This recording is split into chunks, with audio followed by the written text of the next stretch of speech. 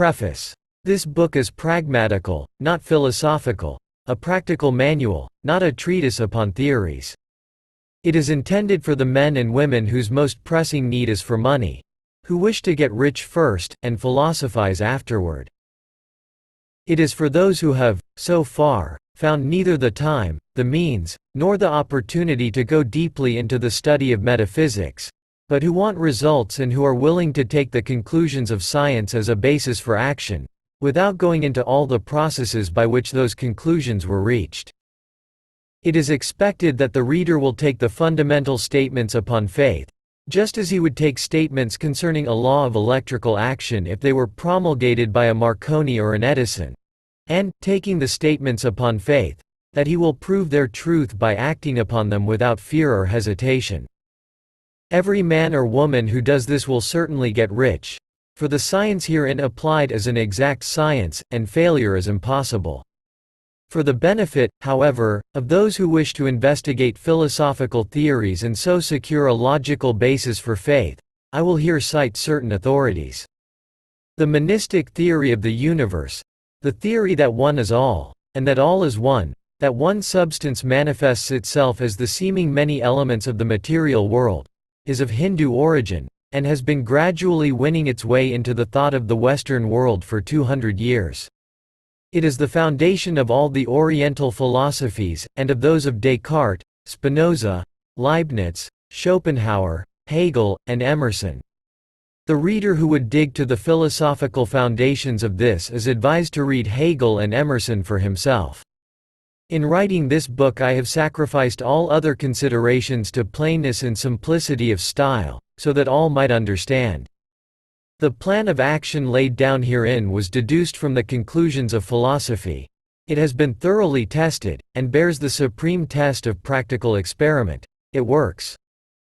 If you wish to know how the conclusions were arrived at, read the writings of the authors mentioned above, and if you wish to reap the fruits of their philosophies in actual practice, read this book and do exactly as it tells you to do. The author. The right to be rich. Whatever may be said in praise of poverty, the fact remains that it is not possible to live a really complete or successful life unless one is rich. No man can rise to his greatest possible height in talent or soul development unless he has plenty of money, for to unfold the soul and to develop talent he must have many things to use, and he cannot have these things unless he has money to buy them with. A man develops in mind, soul, and body by making use of things, and society is so organized that man must have money in order to become the possessor of things. Therefore, the basis of all advancement for man must be the science of getting rich. The object of all life is development, and everything that lives has an inalienable right to all the development it is capable of attaining. Man's right to life means his right to have the free and unrestricted use of all the things which may be necessary to his fullest mental, spiritual, and physical unfoldment, or, in other words, his right to be rich. In this book, I shall not speak of riches in a figurative way. To be really rich does not mean to be satisfied or contented with a little. No man ought to be satisfied with a little if he is capable of using and enjoying more.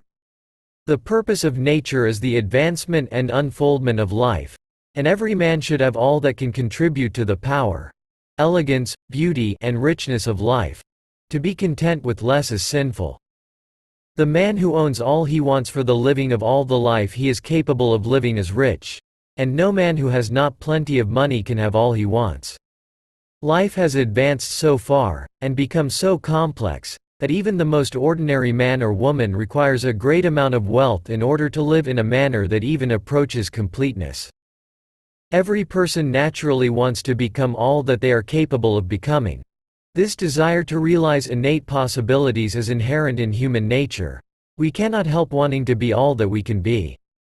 Success in life is becoming what you want to be.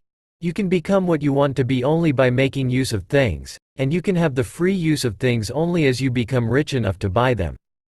To understand the science of getting rich is therefore the most essential of all knowledge.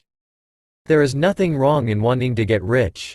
The desire for riches is really the desire for a richer, fuller, and more abundant life, and that desire is praiseworthy. The man who does not desire to live more abundantly is abnormal, and so the man who does not desire to have money enough to buy all he wants is abnormal. There are three motives for which we live. We live for the body, we live for the mind, we live for the soul. No one of these is better or holier than the other. All are alike desirable, and no one of the three, body, mind, or soul, can live fully if either of the others is cut short of full life and expression. It is not right or noble to live only for the soul and deny mind or body, and it is wrong to live for the intellect and deny body or soul. We are all acquainted with the loathsome consequences of living for the body and denying both mind and soul, and we see that real life means the complete expression of all that man can give forth through body, mind, and soul. Whatever he can say, no man can be really happy or satisfied unless his body is living fully in every function, and unless the same is true of his mind and his soul. Wherever there is unexpressed possibility, or function not performed, there is unsatisfied desire. Desire is possibility seeking expression, or function seeking performance. Man cannot live fully in body without good food, comfortable clothing, and warm shelter, and without freedom from excessive toil. Rest and recreation are also necessary to his physical life. He cannot live fully in mind without books and time to study them, without opportunity for travel and observation, or without intellectual companionship.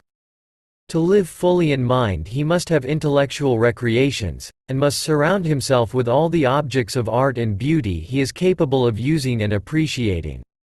To live fully in soul, man must have love, and love is denied expression by poverty. A man's highest happiness is found in the bestowal of benefits on those he loves. Love finds its most natural and spontaneous expression in giving. The man who has nothing to give cannot fill his place as a husband or father, as a citizen, or as a man. It is in the use of material things that a man finds full life for his body, develops his mind, and unfolds his soul. It is therefore of supreme importance to him that he should be rich. It is perfectly right that you should desire to be rich. If you are a normal man or woman you cannot help doing so. It is perfectly right that you should give your best attention to the science of getting rich, for it is the noblest and most necessary of all studies. If you neglect this study, you are derelict in your duty to yourself, to God and humanity, for you can render to God and humanity no greater service than to make the most of yourself. There is a science of getting rich. There is a science of getting rich, and it is an exact science, like algebra or arithmetic. There are certain laws which govern the process of acquiring riches. Once these laws are learned and obeyed by any man, he will get rich with mathematical certainty. The ownership of money and property comes as a result of doing things in a certain way. Those who do things in this certain way, whether on purpose or accidentally, get rich, while those who do not do things in this certain way, no matter how hard they work or how able they are, remain poor. It is a natural law that like causes always produce like effects, and, therefore, any man or woman who learns to do things in this certain way will infallibly get rich. That the above statement is true is shown by the following facts. Getting rich is not a matter of environment, for, if it were, all the people in certain neighborhoods would become wealthy.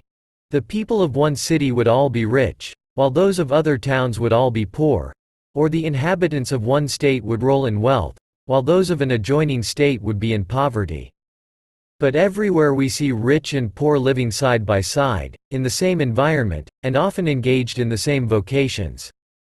When two men are in the same locality, and in the same business, and one gets rich while the other remains poor, it shows that getting rich is not, primarily, a matter of environment.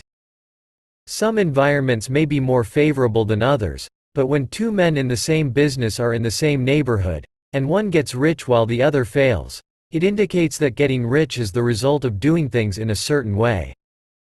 And further, the ability to do things in this certain way is not due solely to the possession of talent, for many people who have great talent remain poor, while others who have very little talent get rich. Studying the people who have got rich, we find that they are an average lot in all respects, having no greater talents and abilities than other men. It is evident that they do not get rich because they possess talents and abilities that other men have not, but because they happen to do things in a certain way. Getting rich is not the result of saving, or thrift. Many very penurious people are poor, while free spenders often get rich. Nor is getting rich due to doing things which others fail to do, for two men in the same business often do almost exactly the same things, and one gets rich while the other remains poor or becomes bankrupt. From all these things, we must come to the conclusion that getting rich is the result of doing things in a certain way.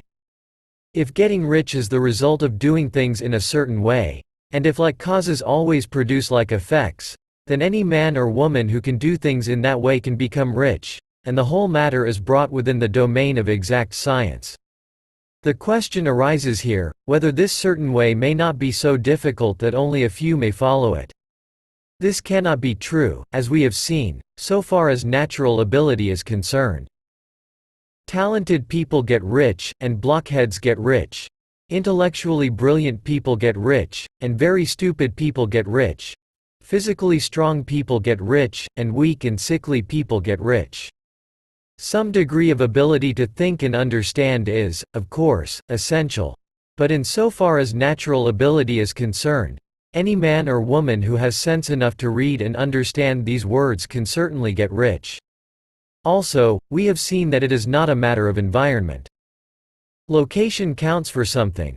One would not go to the heart of the Sahara and expect to do successful business.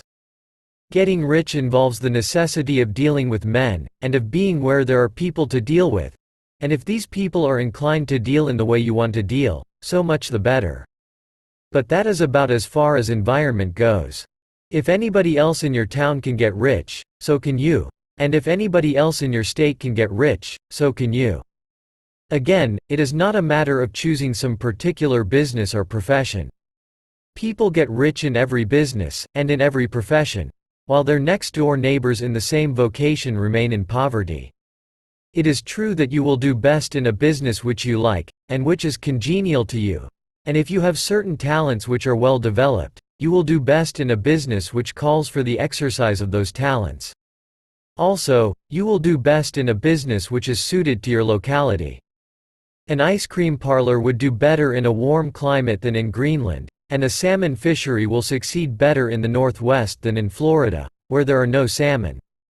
But, aside from these general limitations, getting rich is not dependent upon your engaging in some particular business, but upon your learning to do things in a certain way. If you are now in business, and anybody else in your locality is getting rich in the same business, while you are not getting rich, it is because you are not doing things in the same way that the other person is doing them. No one is prevented from getting rich by lack of capital. True, as you get capital the increase becomes more easy and rapid, but one who has capital is already rich, and does not need to consider how to become so. No matter how poor you may be, if you begin to do things in the certain way you will begin to get rich, and you will begin to have capital. The getting of capital is a part of the process of getting rich, and it is a part of the result which invariably follows the doing of things in the certain way. You may be the poorest man on the continent, and be deeply in debt. You may have neither friends, influence, nor resources. But if you begin to do things in this way, you must infallibly begin to get rich, for like causes must produce like effects. If you have no capital, you can get capital. If you are in the wrong business, you can get into the right business. If you are in the wrong location, you can go to the right location, and you can do so by beginning in your present business and in your present location to do things in the certain way which causes success. Is opportunity monopolized? No man is kept poor because opportunity has been taken away from him, because other people have monopolized the wealth, and have put a fence around it. You may be shut off from engaging in business in certain lines, but there are other channels open to you. Probably it would be hard for you to get control of any of the great railroad systems. That field is pretty well monopolized. But the electric railway business is still in its infancy, and offers plenty of scope for enterprise, and it will be but a very few years until traffic and transportation through the air will become a great industry, and in all its branches will give employment to hundreds of thousands, and perhaps to millions, of people. Why not turn your attention to the development of aerial transportation, instead of competing with J.J. Hill and others for a chance in the steam railway world? It is quite true that if you are a workman in the employ of the Steel Trust you have very little chance of becoming the owner of the plant in which you work, but it is also true that if you will commence to act in a certain way, you can soon leave the employ of the Steel Trust.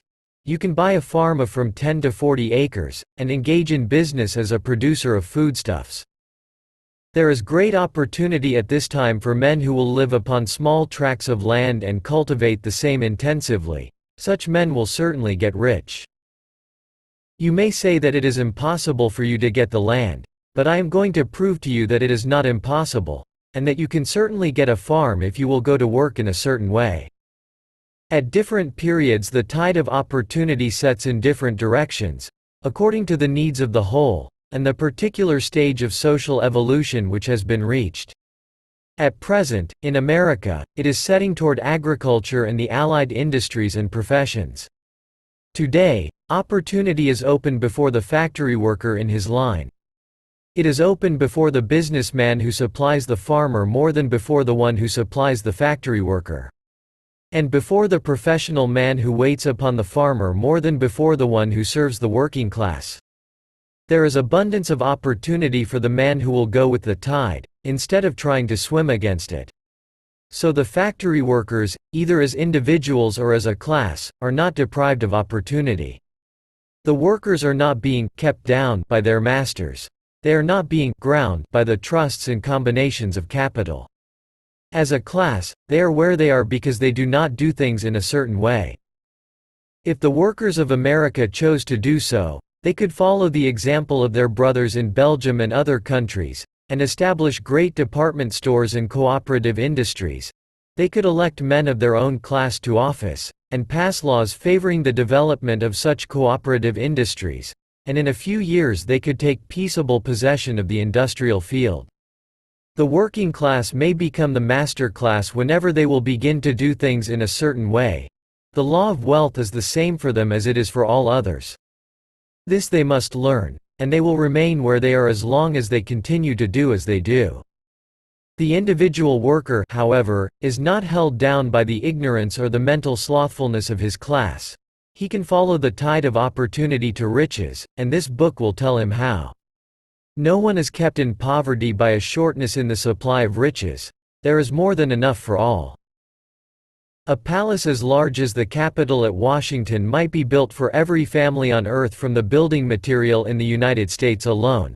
And under intensive cultivation, this country would produce wool, cotton, linen, and silk enough to clothe each person in the world finer than Solomon was arrayed in all his glory, together with food enough to feed them all luxuriously.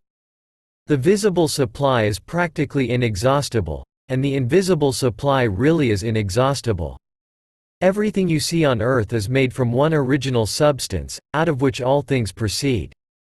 New forms are constantly being made, and older ones are dissolving, but all are shapes assumed by one thing.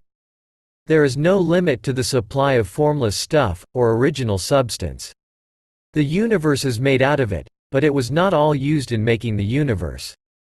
The spaces in, through, and between the forms of the visible universe are permeated and filled with the original substance, with the formless stuff, with the raw material of all things. 10,000 times as much as has been made might still be made, and even then we should not have exhausted the supply of universal raw material. No man, therefore, is poor because nature is poor, or because there is not enough to go around. Nature is an inexhaustible storehouse of riches. The supply will never run short. Original substance is alive with creative energy, and is constantly producing more forms. When the supply of building material is exhausted, more will be produced. When the soil is exhausted so that foodstuffs and materials for clothing will no longer grow upon it, it will be renewed or more soil will be made. When all the gold and silver has been dug from the earth, if man is still in such a stage of social development that he needs gold and silver, more will be produced from the formless. The formless stuff responds to the needs of man. It will not let him be without any good thing. This is true of men collectively. The race as a whole is always abundantly rich, and if individuals are poor, it is because they do not follow the certain way of doing things which makes the individual man rich. The formless stuff is intelligent, it is stuff which thinks. It is alive, and is always impelled toward more life. It is the natural and inherent impulse of life to seek to live more. It is the nature of intelligence to enlarge itself, and of consciousness to seek to extend its boundaries and find fuller expression. The universe of forms has been made by formless living substance, throwing itself into form in order to express itself more fully. The universe is a great living presence, always moving inherently toward more life and fuller functioning. Nature is formed for the advancement of life, its impelling motive is the increase of life. For this cause, everything which can possibly minister to life is bountifully provided. There can be no lack unless God is to contradict himself and nullify his own works. You are not kept poor by lack in the supply of riches. It is a fact which I shall demonstrate a little farther on, that even the resources of the formless supply are at the command of the man or woman will act and think in a certain way. The first principle in the science of getting rich. Thought is the only power which can produce tangible riches from the formless substance. The stuff from which all things are made is a substance which thinks, and a thought of form in this substance produces the form. Original substance moves according to its thoughts. Every form and process you see in nature is the visible expression of a thought in original substance. As the formless stuff thinks of a form, it takes that form. As it thinks of a motion, it makes that motion. That is the way all things were created. We live in a thought world, which is part of a thought universe. The thought of a moving universe extended throughout formless substance, and the thinking stuff moving according to that thought, took the form of systems of planets, and maintains that form. Thinking substance takes the form of its thought, and moves according to the thought. Holding the idea of a circling system of suns and worlds, it takes the form of these bodies, and moves them as it thinks.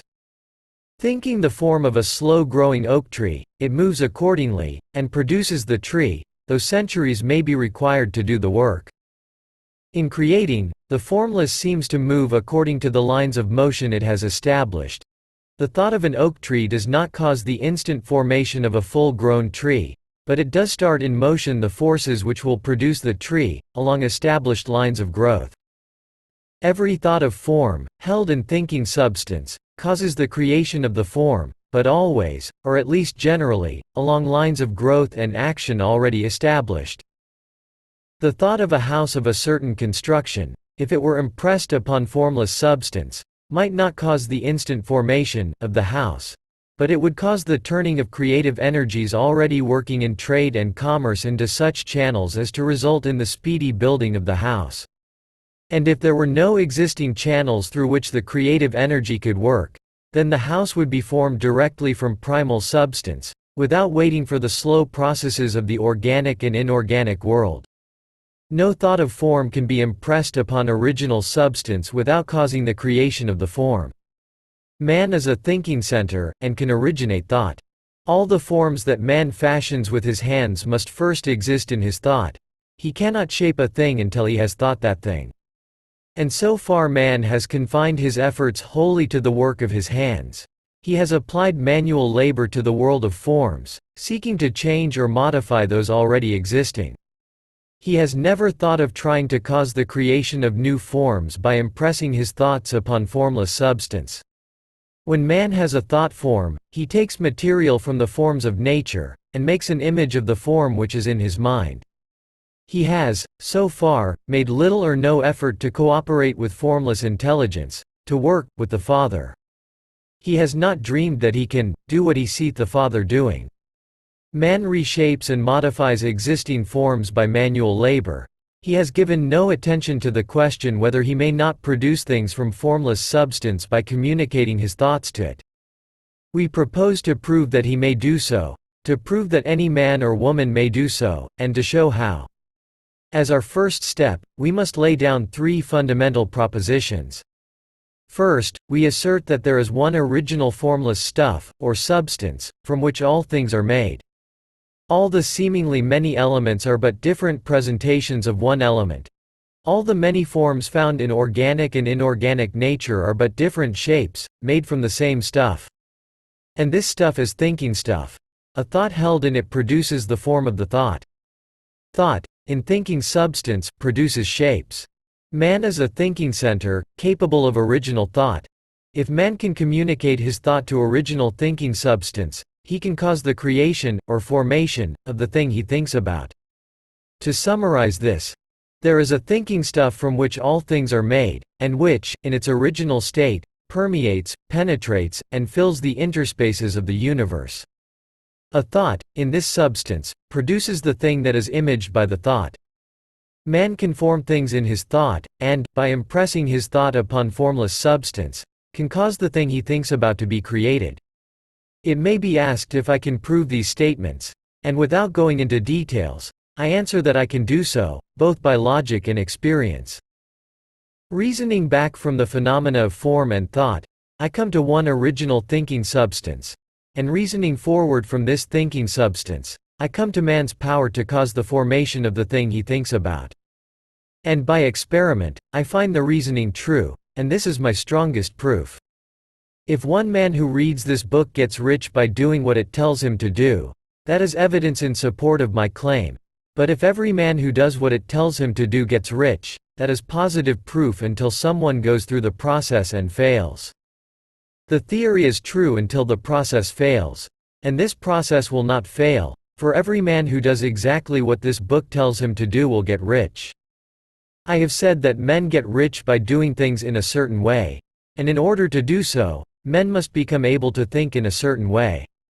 A man's way of doing things is the direct result of the way he thinks about things. To do things in a way you want to do them, you will have to acquire the ability to think the way you want to think. This is the first step toward getting rich. To think what you want to think is to think truth, regardless of appearances. Every man has the natural and inherent power to think what he wants to think, but it requires far more effort to do so than it does to think the thoughts which are suggested by appearances.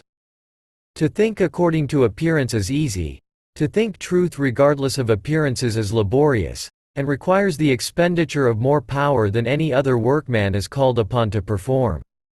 There is no labor from which most people shrink as they do from that of sustained and consecutive thought. It is the hardest work in the world. This is especially true when truth is contrary to appearances. Every appearance in the visible world tends to produce a corresponding form in the mind which observes it, and this can only be prevented by holding the thought of the truth. To look upon the appearance of disease will produce the form of disease in your own mind, and ultimately in your body, unless you hold the thought of the truth, which is that there is no disease, it is only an appearance, and the reality is health. To look upon the appearances of poverty will produce corresponding forms in your own mind. Unless you hold to the truth that there is no poverty, there is only abundance. To think health when surrounded by the appearances of disease, or to think riches when in the midst of appearances of poverty, requires power, but he who acquires this power becomes a master mind. He can conquer fate, he can have whatever he wants. This power can only be acquired by getting hold of the basic fact which is behind all appearances. And that fact is that there is one thinking substance, from which and by which all things are made. Then we must grasp the truth that every thought held in this substance becomes a form, and that man can so impress his thoughts upon it as to cause them to take form and become visible things. When we realize this, we lose all doubt and fear, for we know that we can create what we want to create. We can get what we want to have, and can become what we want to be. As a first step toward getting rich, you must believe the three fundamental statements given previously in this chapter, and in order to emphasize them, I repeat them here. There is a thinking stuff from which all things are made, and which, in its original state, permeates, penetrates, and fills the interspaces of the universe. A thought, in this substance, produces the thing that is imaged by the thought. Man can form things in his thought, and, by impressing his thought upon formless substance, can cause the thing he thinks about to be created. You must lay aside all other concepts of the universe than this monistic one, and you must dwell upon this until it is fixed in your mind, and has become your habitual thought. Read these creed statements over and over again. Fix every word upon your memory, and meditate upon them until you firmly believe what they say. If a doubt comes to you, cast it aside as a sin. Do not listen to arguments against this idea. Do not go to churches or lectures where a contrary concept of things is taught or preached. Do not read magazines or books which teach a different idea. If you get mixed up in your faith, all your efforts will be in vain. Do not ask why these things are true, nor speculate as to how they can be true. Simply take them on trust. The science of getting rich begins with the absolute acceptance of this faith. Increasing life. You must get rid of the last vestige of the old idea that there is a deity whose will it is that you should be poor, or whose purposes may be served by keeping you in poverty. The intelligent substance which is all, and in all, and which lives in all and lives in you, is a consciously living substance. Being a consciously living substance, it must have the nature and inherent desire of every living intelligence for increase of life. Every living thing must continually seek for the enlargement of its life, because life, in the mere act of living, must increase itself. A seed, dropped into the ground, springs into activity, and in the act of living produces 100 more seeds. Life, by living, multiplies itself. It is forever becoming more. It must do so, if it continues to be at all. Intelligence is under this same necessity for continuous increase. Every thought we think makes it necessary for us to think another thought. Consciousness is continually expanding. Every fact we learn leads us to the learning of another fact. Knowledge is continually increasing. Every talent we cultivate brings to the mind the desire to cultivate another talent. We are subject to the urge of life, seeking expression, which ever drives us on to know more, to do more, and to be more. In order to know more, do more, and be more, we must have more. We must have things to use, for we learn, and do, and become, only by using things. We must get rich, so that we can live more. The desire for riches is simply the capacity for larger life-seeking fulfillment. Every desire is the effort of an unexpressed possibility to come into action. It is power seeking to manifest which causes desire. That which makes you want more money is the same as that which makes the plant grow. It is life, seeking fuller expression. The one living substance must be subject to this inherent law of all life. It is permeated with the desire to live more. That is why it is under the necessity of creating things.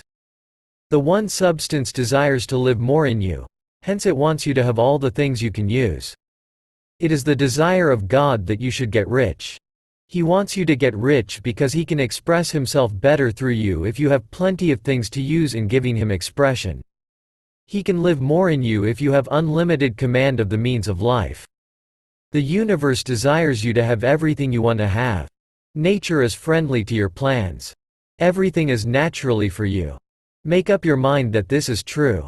It is essential, however, that your purpose should harmonize with the purpose that is in all. You must want real life, not mere pleasure of sensual gratification.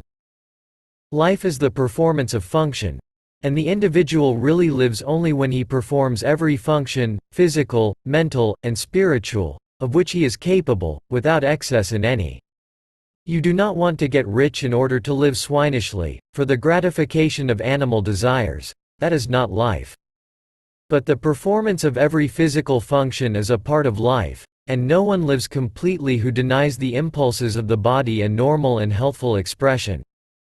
You do not want to get rich solely to enjoy mental pleasures, to get knowledge, to gratify ambition, to outshine others, to be famous.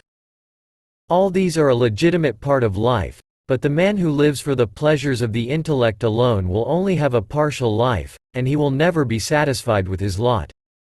You do not want to get rich solely for the good of others, to lose yourself for the salvation of mankind, to experience the joys of philanthropy and sacrifice.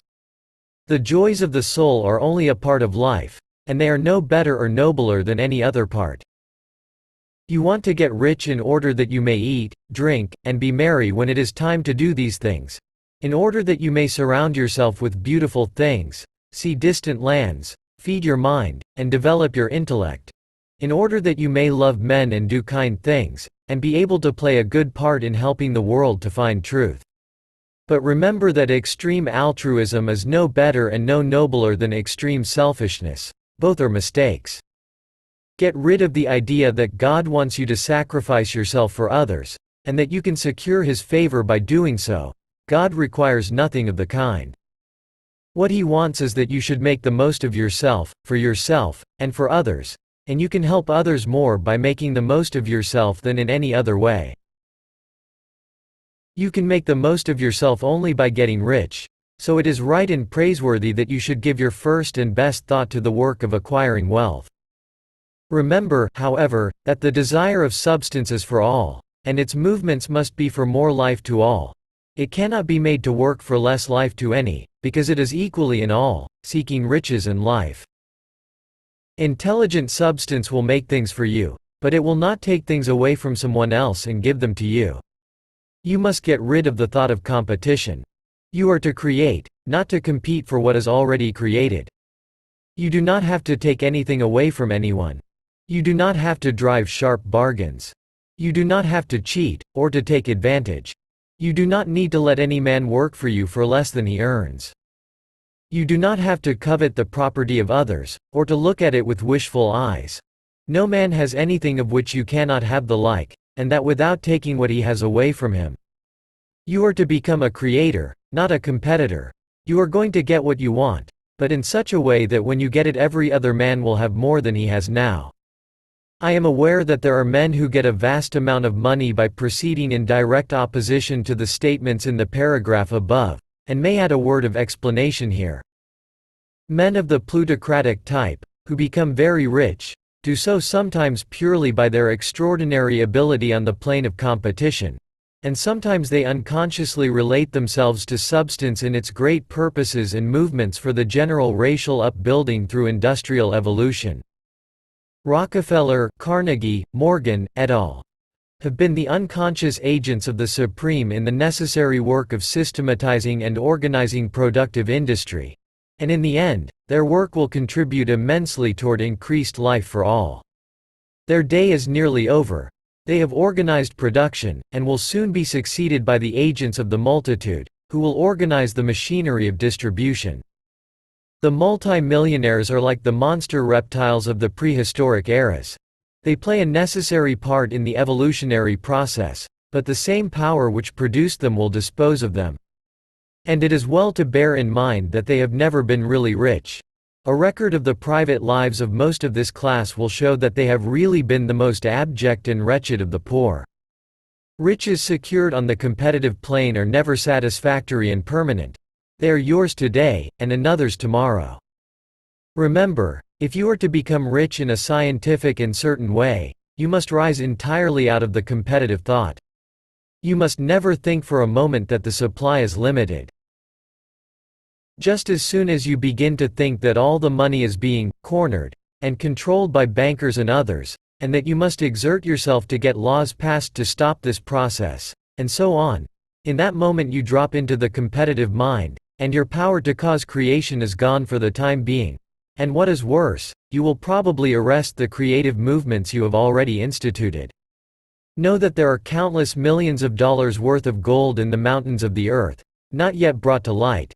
And know that if there were not, more would be created from thinking substance to supply your needs. Know that the money you need will come, even if it is necessary for 1,000 men to be led to the discovery of new gold mines tomorrow. Never look at the visible supply. Look always at the limitless riches in formless substance, and know that they are coming to you as fast as you can receive and use them. Nobody, by cornering the visible supply, can prevent you from getting what is yours. So never allow yourself to think for an instant that all the best building spots will be taken before you get ready to build your house, unless you hurry. Never worry about the trusts and combines, and get anxious for fear they will soon come to own the whole earth. Never get afraid that you will lose what you want because some other person beats you to it. That cannot possibly happen. You are not seeking anything that is possessed by anybody else. You are causing what you want to be created from formless substance, and the supply is without limits. Stick to the formulated statement. There is a thinking stuff from which all things are made, and which, in its original state, permeates, penetrates, and fills the interspaces of the universe. A thought, in this substance, produces the thing that is imaged by the thought. Man can form things in his thought, and, by impressing his thought upon formless substance, can cause the thing he thinks about to be created. How riches come to you. When I say that you do not have to drive sharp bargains, I do not mean that you do not have to drive any bargains at all, or that you are above the necessity for having any dealings with your fellow men. I mean that you will not need to deal with them unfairly. You do not have to get something for nothing, but can give to every man more than you take from him. You cannot give every man more in cash market value than you take from him, but you can give him more in use value than the cash value of the thing you take from him. The paper, ink, and other material in this book may not be worth the money you pay for it. But if the ideas suggested by it bring you thousands of dollars, you have not been wronged by those who sold it to you. They have given you a great use value for a small cash value. Let us suppose that I own a picture by one of the great artists, which, in any civilized community, is worth thousands of dollars. I take it to Baffin Ray, and by salesmanship, induce an Eskimo to give a bundle of furs worth $500 for it. I have really wronged him, for he has no use for the picture. It has no use value to him, it will not add to his life. But suppose I give him a gun worth $50 for his furs, then he has made a good bargain. He has use for the gun, it will get him many more furs and much food. It will add to his life in every way, it will make him rich. When you rise from the competitive to the creative plane, you can scan your business transactions very strictly, and if you are selling any man anything which does not add more to his life than the thing he give you in exchange, you can afford to stop it. You do not have to beat anybody in business. And if you are in a business which does beat people, get out of it at once. Give every man more in use value than you take from him in cash value. Then you are adding to the life of the world by every business transaction. If you have people working for you, you must take from them more in cash value than you pay them in wages. But you can so organize your business that it will be filled with the principle of advancement, and so that each employee who wishes to do so may advance a little every day. You can make your business do for your employees what this book is doing for you. You can so conduct your business that it will be a sort of ladder, by which every employee who will take the trouble may climb to riches himself. And given the opportunity, if he will not do so, it is not your fault. And finally, because you are to cause the creation of your riches from formless substance which permeates all your environment, it does not follow that they are to take shape from the atmosphere and come into being before your eyes. If you want a sewing machine, for instance, I do not mean to tell you that you are to impress the thought of a sewing machine on thinking substance until the machine is formed without hands, in the room where you sit, or elsewhere. But if you want a sewing machine, hold the mental image of it with the most positive certainty that it is being made, or is on its way to you. After once forming the thought, have the most absolute and unquestioning faith that the sewing machine is coming. Never think of it, or speak of it, in any other way than as being sure to arrive. Claim it as already yours. It will be brought to you by the power of the Supreme Intelligence, acting upon the minds of men. If you live in Maine, it may be that a man will be brought from Texas or Japan to engage in some transaction which will result in your getting what you want. If so, the whole matter will be as much to that man's advantage as it is to yours. Do not forget for a moment that the thinking substance is through all, in all, communicating with all, and can influence all. The desire of thinking substance for fuller life and better living has caused the creation of all the sewing machines already made, and it can cause the creation of millions more, and will, whenever men set it in motion by desire and faith, and by acting in a certain way. You can certainly have a sewing machine in your house, and it is just as certain that you can have any other thing or things which you want, and which you will use for the advancement of your own life and the lives of others. You need not hesitate about asking largely. It is your Father's pleasure to give you the kingdom, said Jesus. Original substance wants to live all that is possible in you, and wants you to have all that you can or will use for the living of the most abundant life. If you fix upon your consciousness the fact that the desire you feel for the possession of riches is one with the desire of omnipotence for more complete expression, your faith becomes invincible. Once I saw a little boy sitting at a piano, and vainly trying to bring harmony out of the keys. And I saw that he was grieved and provoked by his inability to play real music. I asked him the cause of his vexation, and he answered, "I can feel the music in me, but I can't make my hands go right." The music in him was the urge of original substance, containing all the possibilities of all life. All that there is of music was seeking expression through the child. God, the one substance, is trying to live and do and enjoy things through humanity. He is saying, "I want hands to build wonderful structures, to play divine harmonies, to paint glorious pictures. I want feet to run my errands, eyes to see my beauties, tongues to tell mighty truths and to sing marvelous songs," and so on. All that there is of possibility is seeking expression through men.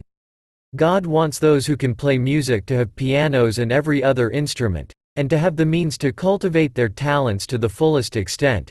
He wants those who can appreciate beauty to be able to surround themselves with beautiful things. He wants those who can discern truth to have every opportunity to travel and observe. He wants those who can appreciate dress to be beautifully clothed, and those who can appreciate good food to be luxuriously fed. He wants all these things because it is Himself that enjoys and appreciates them.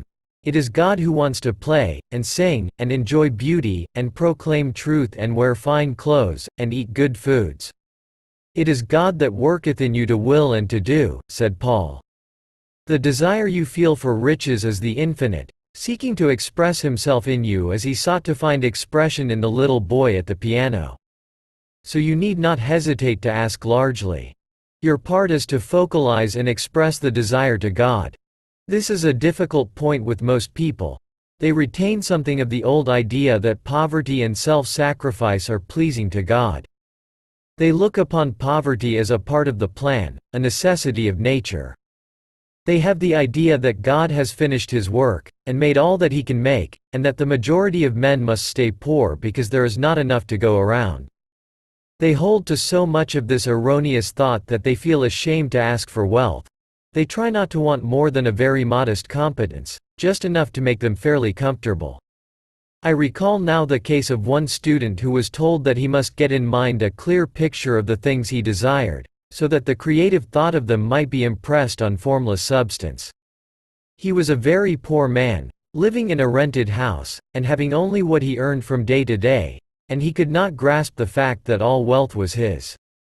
So, after thinking the matter over, he decided that he might reasonably ask for a new rug for the floor of his best room, and an anthracite coal stove to heat the house during the cold weather. Following the instructions given in this book, he obtained these things in a few months, and then it dawned upon him that he had not asked enough. He went through the house in which he lived, and planned all the improvements he would like to make in it. He mentally added a bay window here and a room there, until it was complete in his mind as his ideal home, and then he planned its furnishings.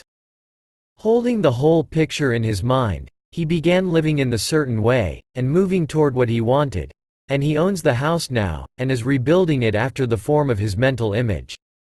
And now, with still larger faith, he is going on to get greater things. It has been unto him according to his faith, and it is so with you and with all of us. Gratitude. The illustrations given in the last chapter will have conveyed to the reader the fact that the first step toward getting rich is to convey the idea of your wants to the formless substance. This is true, and you will see that in order to do so it becomes necessary to relate yourself to the formless intelligence in a harmonious way. To secure this harmonious relation is a matter of such primary and vital importance that I shall give some space to its discussion here, and give you instructions which, if you will follow them, will be certain to bring you into perfect unity of mind with God. The whole process of mental adjustment and atonement can be summed up in one word: gratitude.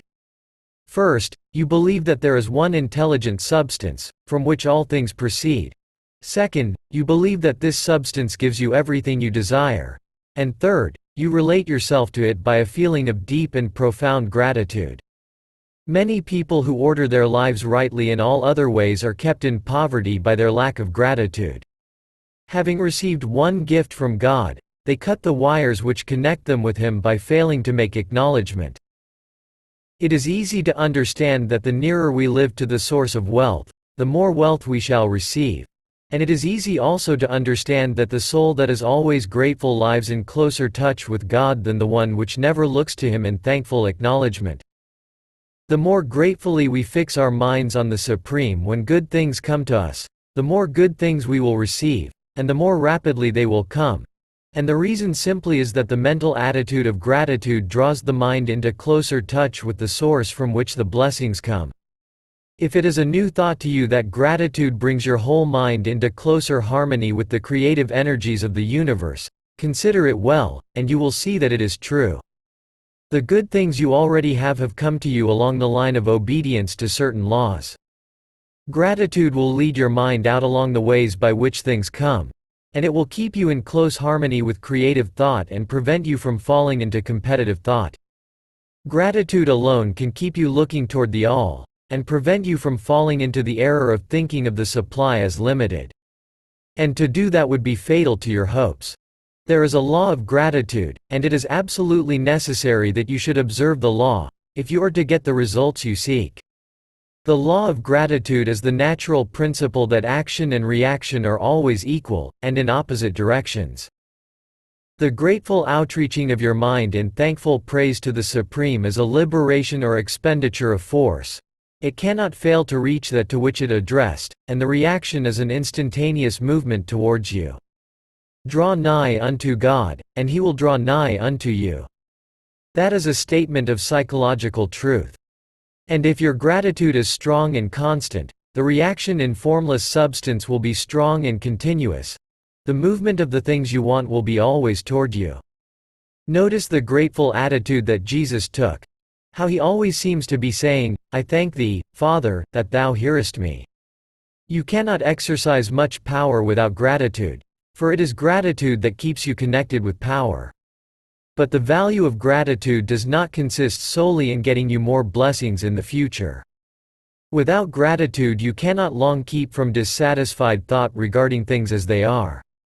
The moment you permit your mind to dwell with dissatisfaction upon things as they are, you begin to lose ground. You fix attention upon the common, the ordinary, the poor, and the squalid and mean, and your mind takes the form of these things. Then you will transmit these forms or mental images to the formless, and the common, the poor, the squalid, and mean will come to you. To permit your mind to dwell upon the inferior is to become inferior and to surround yourself with inferior things. On the other hand, to fix your attention on the best is to surround yourself with the best, and to become the best. The creative power within us makes us into the image of that to which we give our attention. We are thinking substance, and thinking substance always takes the form of that which it thinks about. The grateful mind is constantly fixed upon the best. Therefore it tends to become the best. It takes the form or character of the best, and will receive the best. Also, faith is born of gratitude. The grateful mind continually expects good things, and expectation becomes faith. The reaction of gratitude upon one's own mind produces faith, and every outgoing wave of grateful thanksgiving increases faith. He who has no feeling of gratitude cannot long retain a living faith. And without a living faith you cannot get rich by the creative method, as we shall see in the following chapters. It is necessary, then, to cultivate the habit of being grateful for every good thing that comes to you, and to give thanks continuously. And because all things have contributed to your advancement, you should include all things in your gratitude. Do not waste time thinking or talking about the shortcomings or wrong actions of plutocrats or trust magnates. Their organization of the world has made your opportunity. All you get really comes to you because of them. Do not rage against corrupt politicians. If it were not for politicians we should fall into anarchy, and your opportunity would be greatly lessened. God has worked a long time and very patiently to bring us up to where we are in industry and government, and He is going right on with His work.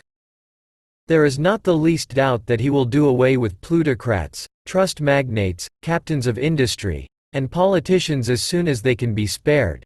But in the meantime, behold, they are all very good. Remember that they are all helping to arrange the lines of transmission along which your riches will come to you, and be grateful to them all. This will bring you into harmonious relations with the good in everything, and the good in everything will move toward you. Thinking in the certain way. Turn back to chapter 6 and read again the story of the man who formed a mental image of his house, and you will get a fair idea of the initial step toward getting rich. You must form a clear and definite mental picture of what you want. You cannot transmit an idea unless you have it yourself. You must have it before you can give it, and many people fail to impress thinking substance because they have themselves only a vague and misty concept of the things they want to do, to have, or to become. It is not enough that you should have a general desire for wealth, to do good with. Everybody has that desire. It is not enough that you should have a wish to travel, see things, live more, etc. Everybody has those desires also. If you were going to send a wireless message to a friend, you would not send the letters of the alphabet in their order, and let him construct the message for himself, nor would you take words at random from the dictionary. You would send a coherent sentence, one which meant something. When you try to impress your wants upon substance, remember that it must be done by a coherent statement. You must know what you want, and be definite. You can never get rich, or start the creative power into action, by sending out unformed longings and vague desires. Go over your desires just as the man I have described went over his house. See just what you want, and get a clear mental picture of it as you wish it to look when you get it. That clear mental picture you must have continually in mind. As the sailor has in mind the port toward which he is sailing the ship, you must keep your face toward it all the time. You must no more lose sight of it than the steersman loses sight of the compass. It is not necessary to take exercises in concentration, nor to set apart special times for prayer and affirmation, nor to go into the silence, nor to do occult stunts of any kind. These things are well enough, but all you need is to know what you want, and to want it badly enough so that it will stay in your thoughts. Spend as much of your leisure time as you can in contemplating your picture, but no one needs to take exercises to concentrate his mind on a thing which he really wants. It is the things you do not really care about which require effort to fix your attention upon them. And unless you really want to get rich, so that the desire is strong enough to hold your thoughts directed to the purpose as the magnetic pole holds the needle of the compass, it will hardly be worthwhile for you to try to carry out the instructions given in this book. The methods herein set forth are for people whose desire for riches is strong enough to overcome mental laziness and the love of ease, and make them work. The more clear and definite you make your picture then, and the more you dwell upon it, bringing out all its delightful details, the stronger your desire will be. And the stronger your desire, the easier it will be to hold your mind fixed upon the picture of what you want. Something more is necessary, however, than merely to see the picture clearly. If that is all you do, you are only a dreamer, and will have little or no power for accomplishment. Behind your clear vision must be the purpose to realize it, to bring it out in tangible expression. And behind this purpose must be an invincible and unwavering faith that the thing is already yours, that it is at hand, and you have only to take possession of it. Live in the new house, mentally, until it takes form around you physically. In the mental realm, enter at once into full enjoyment of the things you want. Whatsoever things ye ask for when ye pray, believe that ye receive them, and ye shall have them, said Jesus. See the things you want as if they were actually around you all the time. See yourself as owning and using them. Make use of them in imagination just as you will use them when they are your tangible possessions. Dwell upon your mental picture until it is clear and distinct, and then take the mental attitude of ownership toward everything in that picture. Take possession of it, in mind, in the full faith that it is actually yours. Hold to this mental ownership. Do not waver for an instant in the faith that it is real. And remember what was said in a preceding chapter about gratitude. Be as thankful for it all the time as you expect to be when it has taken form. The man who can sincerely thank God for the things which as yet he owns only in imagination, has real faith. He will get rich, He will cause the creation of whatsoever He wants. You do not need to pray repeatedly for things you want. It is not necessary to tell God about it every day. Use not vain repetitions as the heathen do, Jesus said to His pupils, for your Father knoweth that ye have need of these things before ye ask Him. Your part is to intelligently formulate your desire for the things which make for a larger life, and to get these desire arranged into a coherent whole, and then to impress this whole desire upon the formless substance, which has the power and the will to bring you what you want. You do not make this impression by repeating strings of words. You make it by holding the vision with unshakable purpose to attain it, and with steadfast faith that you do attain it. The answer to prayer is not according to your faith while you are talking, but according to your faith while you are working. You cannot impress the mind of God by having a special Sabbath day set apart to tell Him what you want, and then forgetting Him during the rest of the week. You cannot impress Him by having special hours to go into your closet and pray, if you then dismiss the matter from your mind until the hour of prayer comes again. Oral prayer is well enough, and has its effect, especially upon yourself, in clarifying your vision and strengthening your faith, but it is not your oral petitions which get you what you want. In order to get rich, you do not need a sweet hour of prayer. You need to pray without ceasing.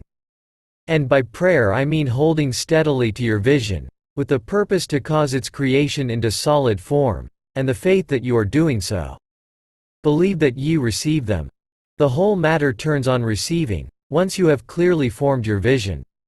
When you have formed it, it is well to make an oral statement, addressing the supreme in reverent prayer, and from that moment you must, in mind, receive what you ask for. Live in the new house. Wear the fine clothes. Ride in the automobile. Go on the journey, and confidently plan for greater journeys. Think and speak of all the things you have asked for in terms of actual present ownership. Imagine an environment, and a financial condition exactly as you want them, and live all the time in that imaginary environment and financial condition. Mind, however, that you do not do this as a mere dreamer and castle builder. Hold to the faith that the imaginary is being realized, and to the purpose to realize it. Remember that it is faith and purpose in the use of the imagination which make the difference between the scientist and the dreamer. And having learned this fact, it is here that you must learn the proper use of the will. How to use the will. To set about getting rich in a scientific way, you do not try to apply your willpower to anything outside of yourself. You have no right to do so, anyway. It is wrong to apply your will to other men and women, in order to get them to do what you wish done. It is as flagrantly wrong to coerce people by mental power as it is to coerce them by physical power. If compelling people by physical force to do things for you reduces them to slavery, compelling them by mental means accomplishes exactly the same thing. The only difference is in methods. If taking things from people by physical force is robbery, them taking things by mental force is robbery also. There is no difference in principle. You have no right to use your willpower upon another person, even for his own good, for you do not know what is for his good. The science of getting rich does not require you to apply power or force to any other person, in any way whatsoever. There is not the slightest necessity for doing so. Indeed, any attempt to use your will upon others will only tend to defeat your purpose. You do not need to apply your will to things, in order to compel them to come to you. That would simply be trying to coerce God, and would be foolish and useless, as well as irreverent. You do not have to compel God to give you good things, any more than you have to use your willpower to make the sun rise. You do not have to use your willpower to conquer an unfriendly deity, or to make stubborn and rebellious forces do your bidding. Substance is friendly to you, and is more anxious to give you what you want than you are to get it. To get rich, you need only to use your willpower upon yourself. When you know what to think and do, then you must use your will to compel yourself to think and do the right things. That is the legitimate use of the will in getting what you want, to use it in holding yourself to the right course. Use your will to keep yourself thinking and acting in the certain way. Do not try to project your will, or your thoughts, or your mind out into space, to act on things or people. Keep your mind at home, it can accomplish more there than elsewhere. Use your mind to form a mental image of what you want, and to hold that vision with faith and purpose, and use your will to keep your mind working in the right way. The more steady and continuous your faith and purpose, the more rapidly you will get rich, because you will make only positive impressions upon substance, and you will not neutralize or offset them by negative impressions. The picture of your desires, held with faith and purpose, is taken up by the formless, and permeates it to great distances, throughout the universe, for all I know. As this impression spreads, all things are set moving toward its realization. Every living thing, every inanimate thing, and the things yet uncreated, are stirred toward bringing into being that which you want. All force begins to be exerted in that direction. All things begin to move toward you. The minds of people, everywhere, are influenced toward doing the things necessary to the fulfilling of your desires, and they work for you, unconsciously. But you can check all this by starting a negative impression in the formless substance. Doubt or unbelief is as certain to start a movement away from you as faith and purpose are to start one toward you. It is by not understanding this that most people who try to make use of mental science in getting rich make their failure. Every hour and moment you spend in giving heed to doubts and fears, every hour you spend in worry, every hour in which your soul is possessed by unbelief, sets a current away from you in the whole domain of intelligent substance. All the promises are unto them that believe, and unto them only. Notice how insistent Jesus was upon this point of belief, and now you know the reason why. Since belief is all important, it behooves you to guard your thoughts. And as your beliefs will be shaped to a very great extent by the things you observe and think about, it is important that you should command your attention. And here the will comes into use, for it is by your will that you determine upon what things your attention shall be fixed. If you want to become rich, you must not make a study of poverty. Things are not brought into being by thinking about their opposites. Health is never to be attained by studying disease and thinking about disease. Righteousness is not to be promoted by studying sin and thinking about sin. And no one ever got rich by studying poverty and thinking about poverty. Medicine as a science of disease has increased disease. Religion as a science of sin has promoted sin, and economics as a study of poverty will fill the world with wretchedness and want. Do not talk about poverty. Do not investigate it, or concern yourself with it. Never mind what its causes are. You have nothing to do with them. What concerns you is the cure. Do not spend your time in charitable work, or charity movements. All charity only tends to perpetuate the wretchedness it aims to eradicate. I do not say that you should be hard-hearted or unkind, and refuse to hear the cry of need, but you must not try to eradicate poverty in any of the conventional ways. Put poverty behind you, and put all that pertains to it behind you, and make good. Get rich. That is the best way you can help the poor. And you cannot hold the mental image which is to make you rich if you fill your mind with pictures of poverty. Do not read books or papers which give circumstantial accounts of the wretchedness of the tenement dwellers, of the horrors of child labor, and so on. Do not read anything which fills your mind with gloomy images of want and suffering. You cannot help the poor in the least by knowing about these things. And the widespread knowledge of them does not tend at all to do away with poverty. What tends to do away with poverty is not the getting of pictures of poverty into your mind, but getting pictures of wealth into the minds of the poor. You are not deserting the poor in their misery when you refuse to allow your mind to be filled with pictures of that misery. Poverty can be done away with, not by increasing the number of well-to-do people who think about poverty, but by increasing the number of poor people who purpose with faith to get rich. The poor do not need charity, they need inspiration. Charity only sends them a loaf of bread to keep them alive in their wretchedness, or gives them an entertainment to make them forget for an hour or two. But inspiration will cause them to rise out of their misery. If you want to help the poor, demonstrate to them that they can become rich. Prove it by getting rich yourself. The only way in which poverty will ever be banished from this world is by getting a large and constantly increasing number of people to practice the teachings of this book. People must be taught to become rich by creation, not by competition. Every man who becomes rich by competition throws down behind him the ladder by which he rises, and keeps others down. But every man who gets rich by creation opens a way for thousands to follow him, and inspires them to do so. You are not showing hardness of heart or an unfeeling disposition when you refuse to pity poverty, see poverty, read about poverty, or think or talk about it, or to listen to those who do talk about it. Use your willpower to keep your mind off the subject of poverty, and to keep it fixed with faith and purpose on the vision of what you want. Further use of the will. You cannot retain a true and clear vision of wealth if you are constantly turning your attention to opposing pictures, whether they be external or imaginary. Do not tell of your past troubles of a financial nature, if you have had them. Do not think of them at all. Do not tell of the poverty of your parents, or the hardships of your early life. To do any of these things is to mentally class yourself with the poor for the time being, and it will certainly check the movement of things in your direction.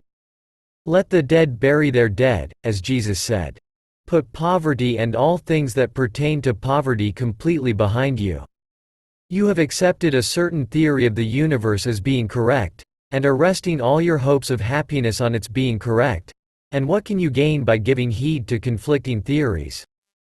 Do not read religious books which tell you that the world is soon coming to an end, and do not read the writing of muckrakers and pessimistic philosophers who tell you that it is going to the devil. The world is not going to the devil, it is going to God. It is wonderful becoming. True, there may be a good many things in existing conditions which are disagreeable, but what is the use of studying them when they are certainly passing away, and when the study of them only tends to check their passing and keep them with us? Why give time and attention to things which are being removed by evolutionary growth, when you can hasten their removal only by promoting the evolutionary growth as far as your part of it goes? No matter how horrible in seeming may be the conditions in certain countries, sections, or places, you waste your time and destroy your own chances by considering them. You should interest yourself in the world's becoming rich. Think of the riches the world is coming into, instead of the poverty it is growing out of. And bear in mind that the only way in which you can assist the world in growing rich is by growing rich yourself through the creative method, not the competitive one.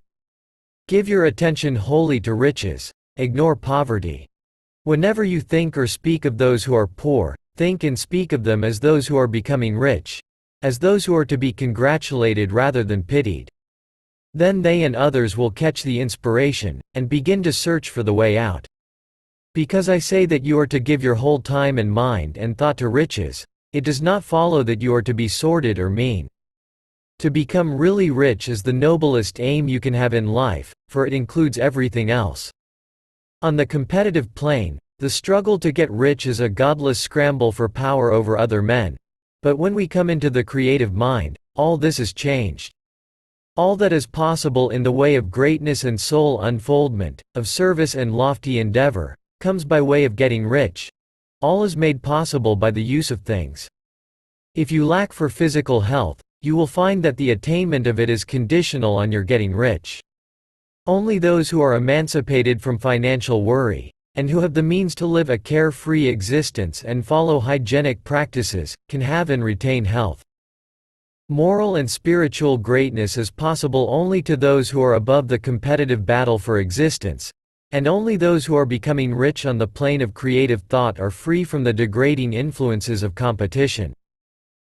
If your heart is set on domestic happiness, remember that love flourishes best where there is refinement, a high level of thought, and freedom from corrupting influences, and these are to be found only where riches are attained by the exercise of creative thought, without strife or rivalry. You can aim at nothing so great or noble, I repeat, as to become rich. And you must fix your attention upon your mental picture of riches, to the exclusion of all that may tend to dim or obscure the vision. You must learn to see the underlying truth in all things. You must see beneath all seemingly wrong conditions, the great one life ever moving forward toward fuller expression and more complete happiness. It is the truth that there is no such thing as poverty, that there is only wealth. Some people remain in poverty because they are ignorant of the fact that there is wealth for them, and these can best be taught by showing them the way to affluence in your own person and practice. Others are poor because, while they feel that there is a way out, they are too intellectually indolent to put forth the mental effort necessary to find that way and travel by it. And for these, the very best thing you can do is to arouse their desire by showing them the happiness that comes from being rightly rich. Others still are poor because, while they have some notion of science, they have become so swamped and lost in the maze of metaphysical and occult theories that they do not know which road to take. They try a mixture of many systems and fail in all. For these, again, the very best thing to do is to show the right way in your own person and practice. An ounce of doing things is worth a pound of theorizing. The very best thing you can do for the whole world is to make the most of yourself. You can serve God and man in no more effective way than by getting rich. That is, if you get rich by the creative method and not by the competitive one. Another thing. We assert that this book gives in detail the principles of the science of getting rich. And if that is true, you do not need to read any other book upon the subject. This may sound narrow and egotistical, but consider, there is no more scientific method of computation in mathematics than by addition, subtraction, multiplication, and division. No other method is possible. There can be but one shortest distance between 2 points. There is only one way to think scientifically, and that is to think in the way that leads by the most direct and simple route to the goal. No man has yet formulated a briefer or less complex system than the one set forth herein. It has been stripped of all non-essentials. When you commence on this, lay all others aside, put them out of your mind altogether. Read this book every day. Keep it with you. Commit it to memory, and do not think about other systems and theories. If you do, you will begin to have doubts, and to be uncertain and wavering in your thought, and then you will begin to make failures. After you have made good and become rich, you may study other systems as much as you please, but until you are quite sure that you have gained what you want, do not read anything on this line but this book, unless it be the authors mentioned in the preface. And read only the most optimistic comments on the world's news, those in harmony with your picture. Also, postpone your investigations into the occult. Do not dabble in theosophy, spiritualism, or kindred studies. It is very likely that the dead still live, and are near. But if they are, let them alone. Mind your own business. Wherever the spirits of the dead may be, they have their own work to do, and their own problems to solve, and we have no right to interfere with them. We cannot help them, and it is very doubtful whether they can help us, or whether we have any right to trespass upon their time if they can. Let the dead and the hereafter alone, and solve your own problem. Get rich. If you begin to mix with the occult, you will start mental cross-currents which will surely bring your hopes to shipwreck. Now, this and the preceding chapters have brought us to the following statement of basic facts. There is a thinking stuff from which all things are made, and which, in its original state, permeates, penetrates, and fills the interspaces of the universe. A thought, in this substance, produces the thing that is imaged by the thought.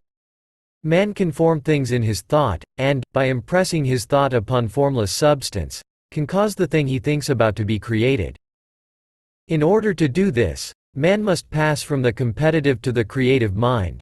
He must form a clear mental picture of the things he wants, and hold this picture in his thoughts with the fixed purpose to get what he wants, and the unwavering faith that he does get what he wants, closing his mind against all that may tend to shake his purpose, dim his vision, or quench his faith.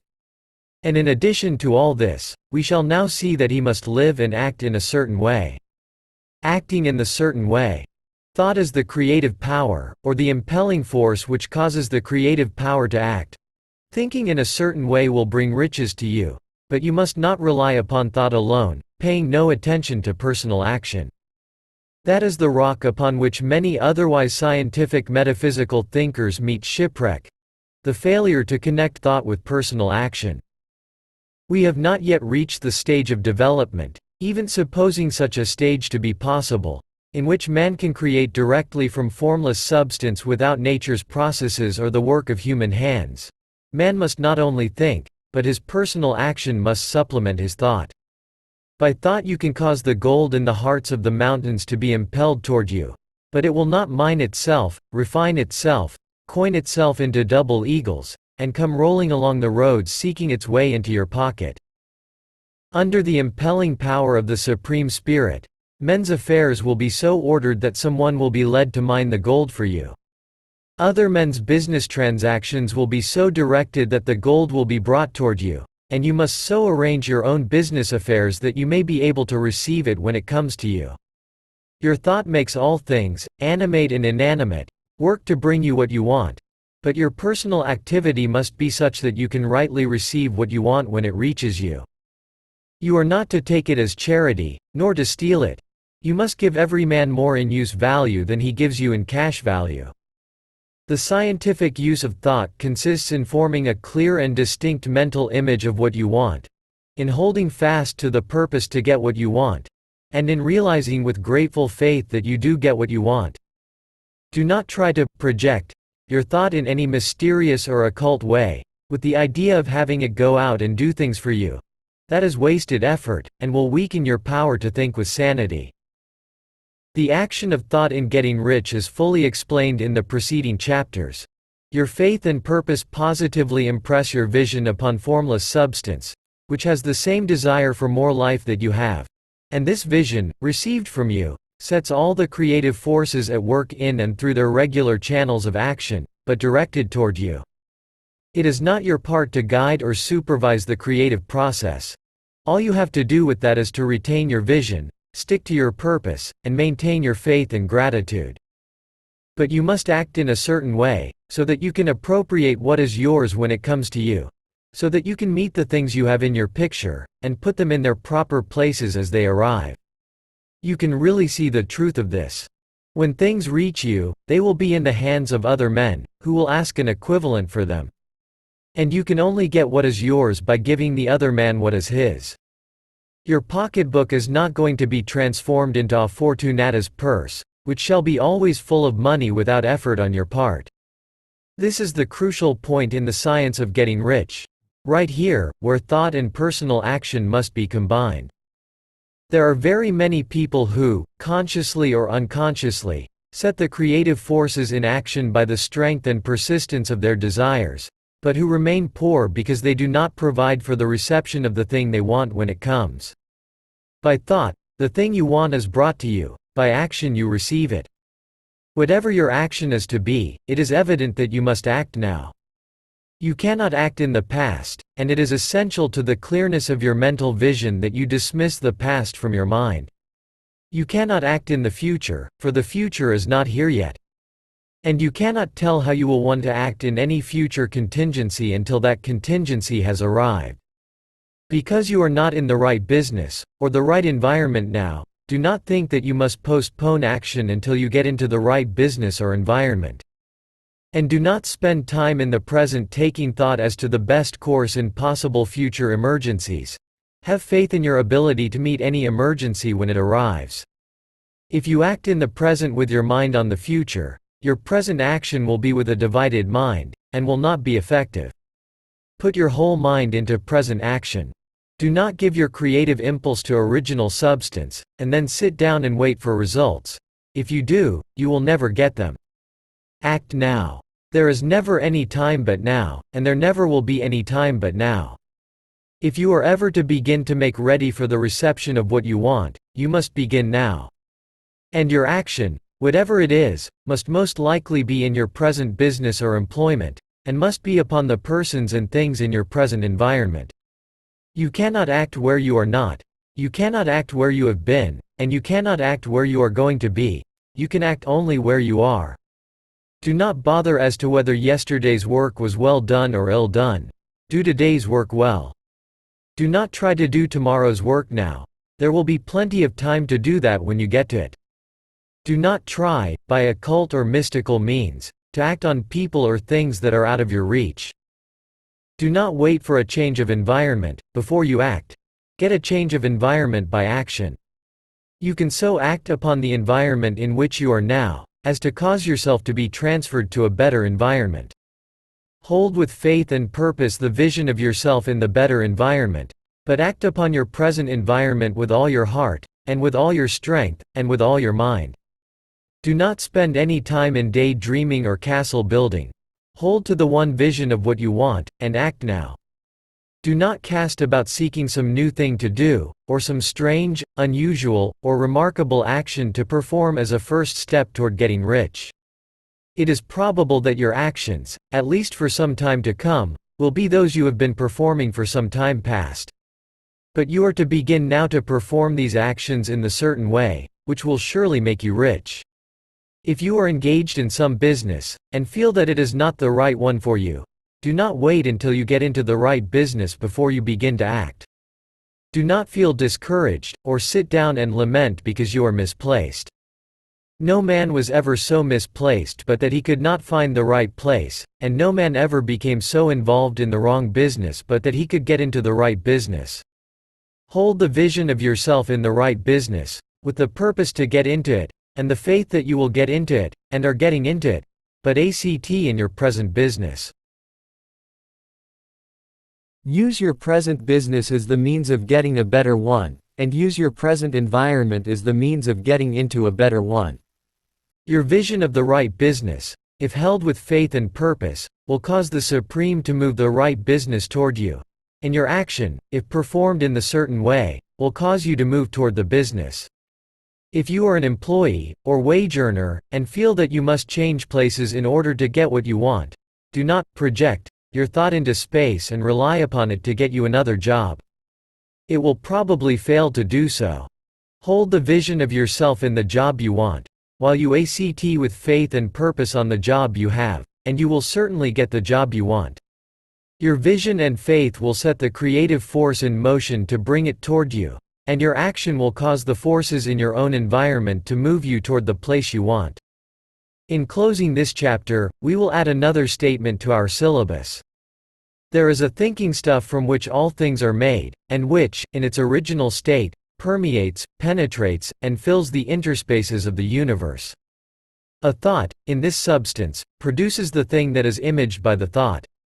Man can form things in his thought, and, by impressing his thought upon formless substance, can cause the thing he thinks about to be created. In order to do this, man must pass from the competitive to the creative mind. He must form a clear mental picture of the things he wants, and hold this picture in his thoughts with the fixed purpose to get what he wants, and the unwavering faith that he does get what he wants, closing his mind to all that may tend to shake his purpose, dim his vision, or quench his faith. That he may receive what he wants when it comes, man must act now upon the people and things in his present environment. Efficient action. You must use your thought as directed in previous chapters, and begin to do what you can do where you are, and you must do all that you can do where you are. You can advance only by being larger than your present place, and no man is larger than his present place who leaves undone any of the work pertaining to that place. The world is advanced only by those who more than fill their present places. If no man quite filled his present place, you can see that there must be a going backward in everything. Those who do not quite fill their present places are dead weight upon society, government, commerce, and industry. They must be carried along by others at a great expense. The progress of the world is retarded only by those who do not fill the places they are holding. They belong to a former age and a lower stage or plane of life, and their tendency is toward degeneration. No society could advance if every man was smaller than his place. Social evolution is guided by the law of physical and mental evolution. In the animal world, evolution is caused by excess of life. When an organism has more life than can be expressed in the functions of its own plane, it develops the organs of a higher plane, and a new species is originated. There never would have been new species had there not been organisms which more than filled their places. The law is exactly the same for you. Your getting rich depends upon your applying this principle to your own affairs. Every day is either a successful day or a day of failure, and it is the successful days which get you what you want. If every day is a failure, you can never get rich, while if every day is a success, you cannot fail to get rich. If there is something that may be done today, and you do not do it, you have failed in so far as that thing is concerned, and the consequences may be more disastrous than you imagine. You cannot foresee the results of even the most trivial act. You do not know the workings of all the forces that have been set moving in your behalf. Much may be depending on your doing some simple act. It may be the very thing which is to open the door of opportunity to very great possibilities. You can never know all the combinations which supreme intelligence is making for you in the world of things and of human affairs. Your neglect or failure to do some small thing may cause a long delay in getting what you want. Do, every day, all that can be done that day. There is, however, a limitation or qualification of the above that you must take into account. You are not to overwork, nor to rush blindly into your business in the effort to do the greatest possible number of things in the shortest possible time. You are not to try to do tomorrow's work today, nor to do a week's work in a day. It is really not the number of things you do, but the efficiency of each separate action that counts. Every act is, in itself, either a success or a failure. Every act is, in itself, either effective or inefficient. Every inefficient act is a failure, and if you spend your life in doing inefficient acts, your whole life will be a failure. The more things you do, the worse for you, if all your acts are inefficient ones. On the other hand, every efficient act is a success in itself, and if every act of your life is an efficient one, your whole life must be a success. The cause of failure is doing too many things in an inefficient manner, and not doing enough things in an efficient manner. You will see that it is a self-evident proposition that if you do not do any inefficient acts, and if you do a sufficient number of efficient acts, you will become rich. If, now, it is possible for you to make each act an efficient one, you see again that the getting of riches is reduced to an exact science, like mathematics. The matter turns, then, on the question as to whether you can make each separate act a success in itself. And this you can certainly do. You can make each act a success, because all power is working with you, and all power cannot fail. Power is at your service, and to make each act efficient you have only to put power into it. Every action is either strong or weak, and when every one is strong, you are acting in the certain way which will make you rich. Every act can be made strong and efficient by holding your vision while you are doing it, and putting the whole power of your faith and purpose into it. It is at this point that the people fail who separate mental power from personal action. They use the power of mind in one place and at one time, and they act in another pace and at another time. So their acts are not successful in themselves. Too many of them are inefficient. But if all power goes into every act, no matter how commonplace, every act will be a success in itself, and as in the nature of things every success opens the way to other successes, your progress toward what you want, and the progress of what you want toward you, will become increasingly rapid. Remember that successful action is cumulative in its results. Since the desire for more life is inherent in all things, when a man begins to move toward larger life, more things attach themselves to him, and the influence of his desire is multiplied. Do, every day, all that you can do that day, and do each act in an efficient manner. In saying that, you must hold your vision while you are doing each act, however trivial or commonplace. I do not mean to say that it is necessary at all times to see the vision distinctly to its smallest details. It should be the work of your leisure hours to use your imagination on the details of your vision, and to contemplate them until they are firmly fixed upon memory. If you wish speedy results, spend practically all your spare time in this practice.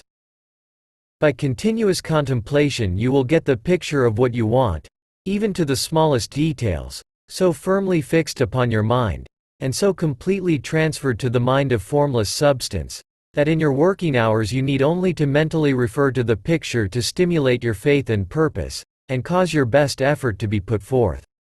Contemplate your picture in your leisure hours until your consciousness is so full of it that you can grasp it instantly.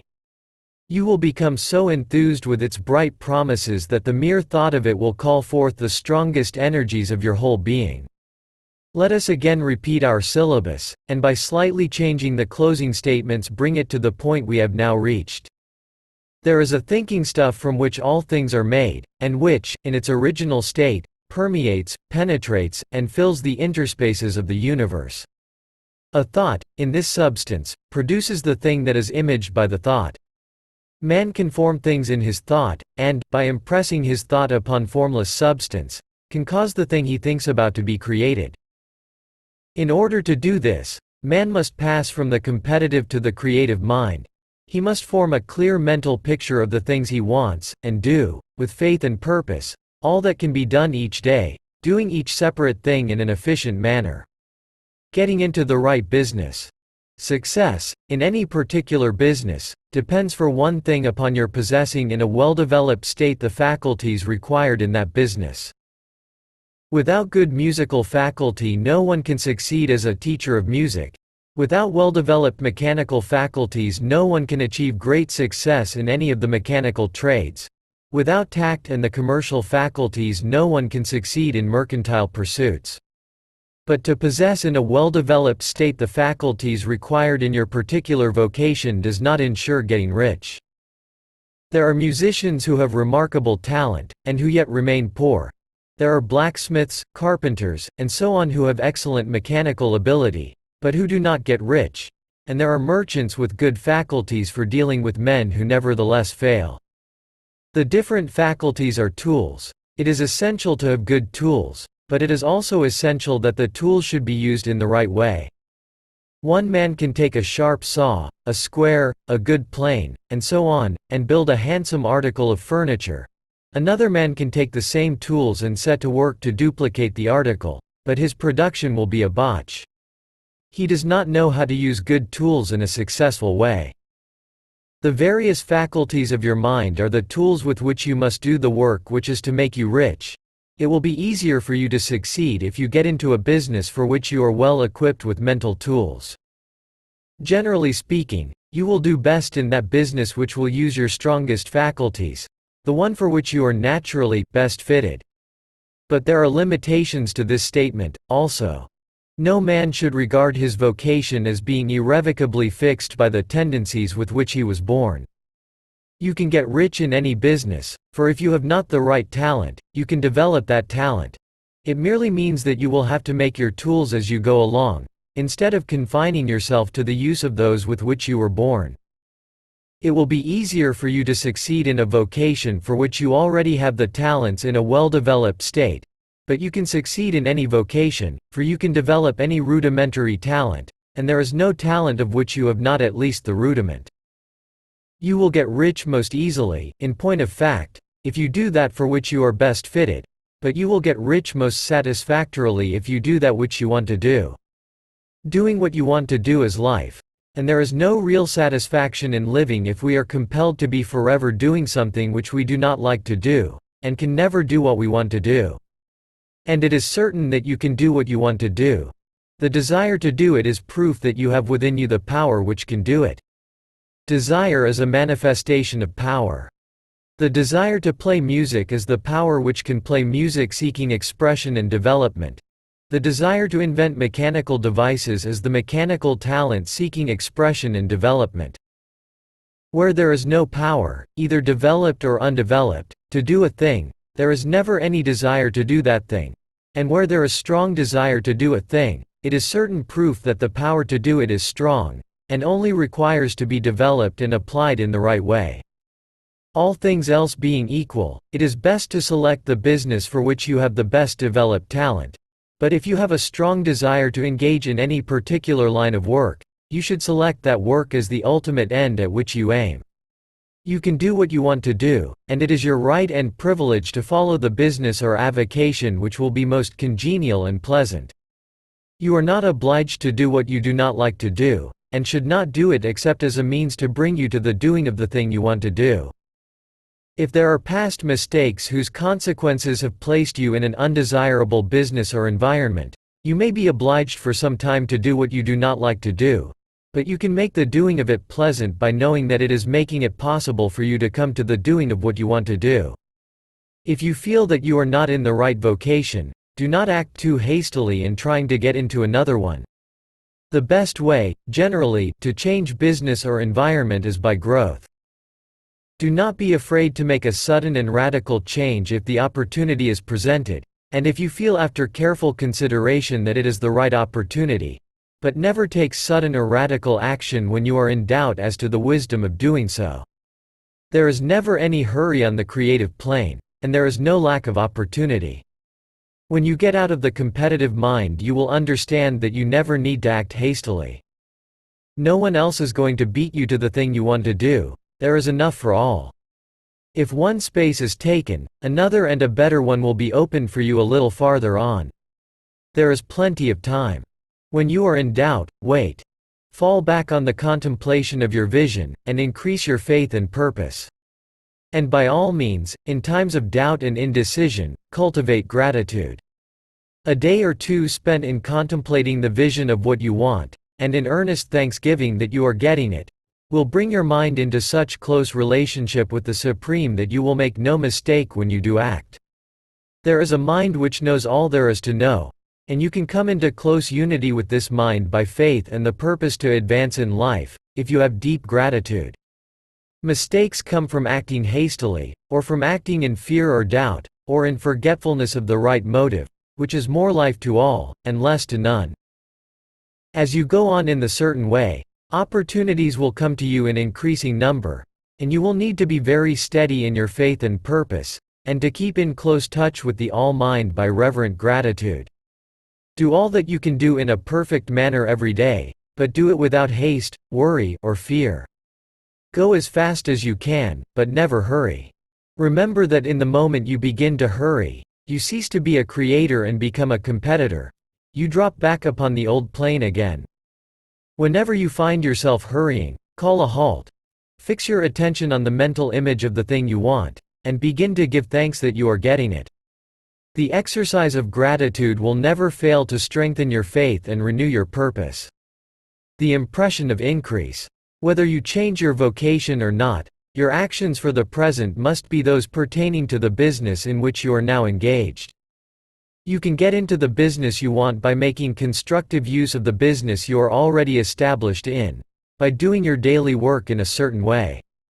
And in so far as your business consists in dealing with other men, whether personally or by letter, the key thought of all your efforts must be to convey to their minds the impression of increase.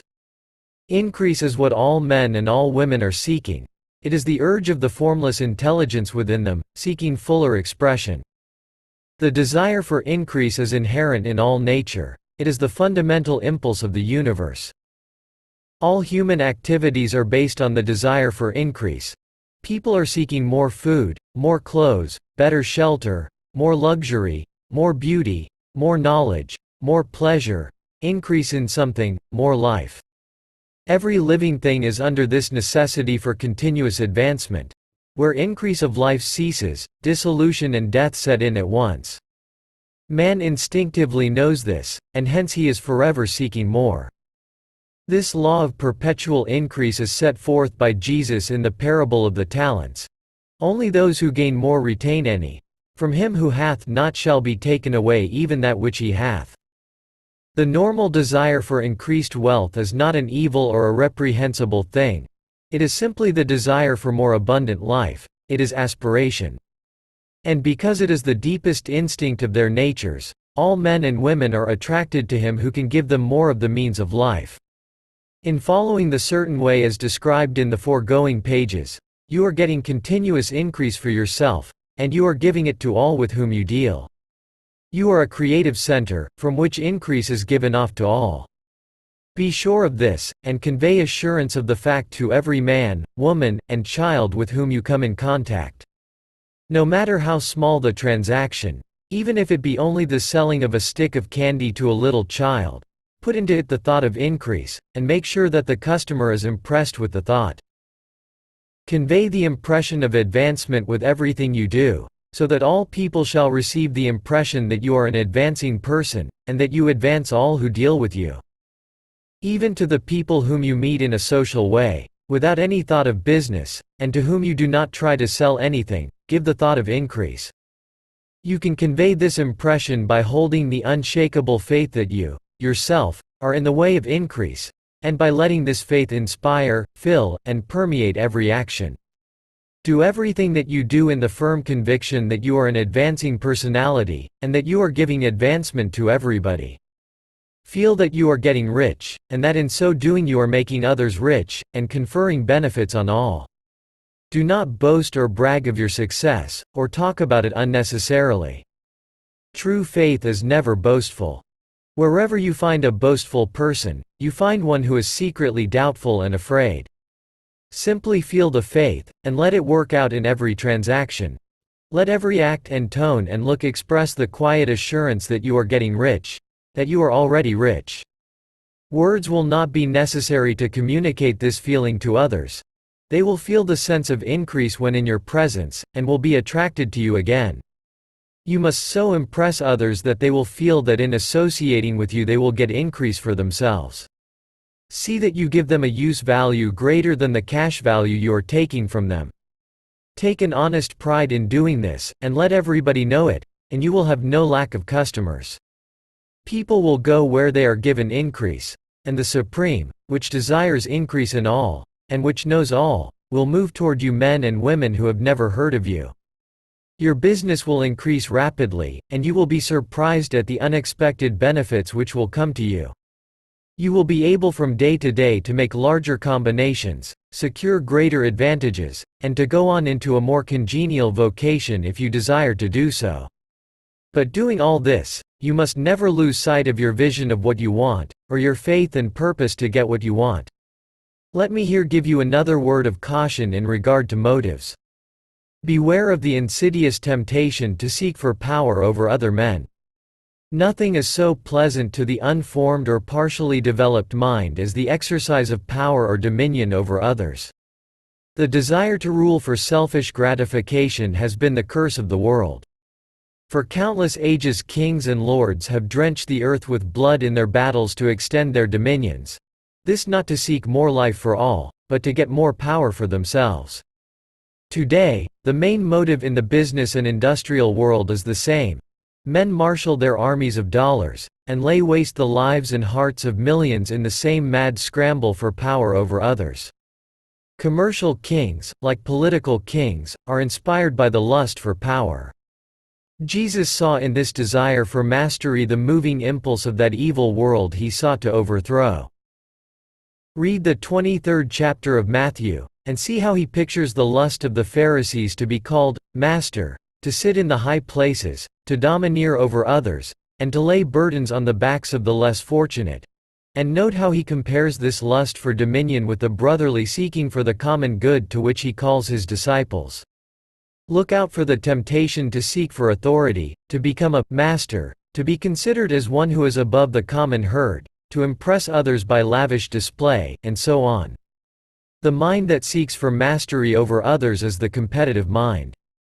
And the competitive mind is not the creative one. In order to master your environment and your destiny, it is not at all necessary that you should rule over your fellow men, and indeed, when you fall into the world's struggle for the high places, you begin to be conquered by fate and environment, and your getting rich becomes a matter of chance and speculation. Beware of the competitive mind. No better statement of the principle of creative action can be formulated than the favorite declaration of the late, Golden Rule, Jones of Toledo. What I want for myself, I want for everybody. The advancing man. What I have said in the last chapter applies as well to the professional man and the wage earner as to the man who is engaged in mercantile business. No matter whether you are a physician, a teacher, or a clergyman, if you can give increase of life to others and make them sensible of the fact, they will be attracted to you, and you will get rich. The physician who holds the vision of himself as a great and successful healer, and who works toward the complete realization of that vision with faith and purpose, as described in former chapters, will come into such close touch with the source of life that he will be phenomenally successful. Patients will come to him in throngs. No one has a greater opportunity to carry into effect the teaching of this book than the practitioner of medicine. It does not matter to which of the various schools he may belong, for the principle of healing is common to all of them, and may be reached by all alike. The advancing man in medicine, who holds to a clear mental image of himself as successful, and who obeys the laws of faith, purpose, and gratitude, will cure every curable case he undertakes, no matter what remedies he may use. In the field of religion, the world cries out for the clergyman who can teach his hearers the true science of abundant life. He who masters the details of the science of getting rich, together with the allied sciences of being well, of being great, and of winning love, and who teaches these details from the pulpit, will never lack for a congregation. This is the gospel that the world needs.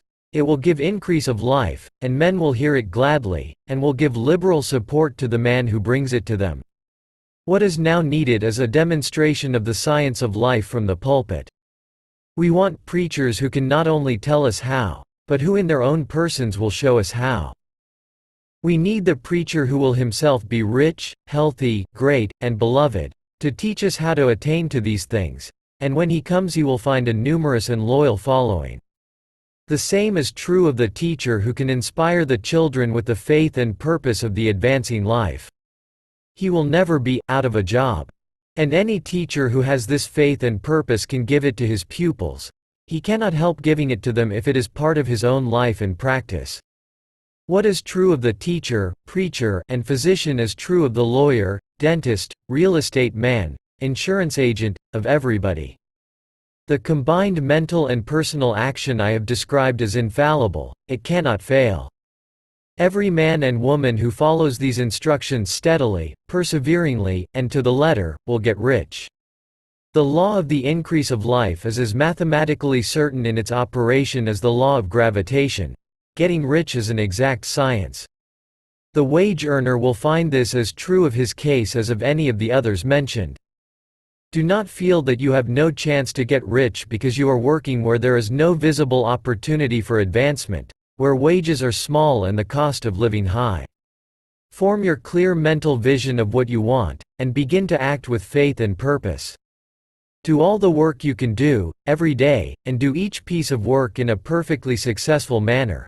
Put the power of success, and the purpose to get rich, into everything that you do. But do not do this merely with the idea of currying favor with your employer, in the hope that he, or those above you, will see your good work and advance you. It is not likely that they will do so. The man who is merely a good workman, filling his place to the very best of his ability, and satisfied with that, is valuable to his employer, and it is not to the employer's interest to promote him. He is worth more where he is.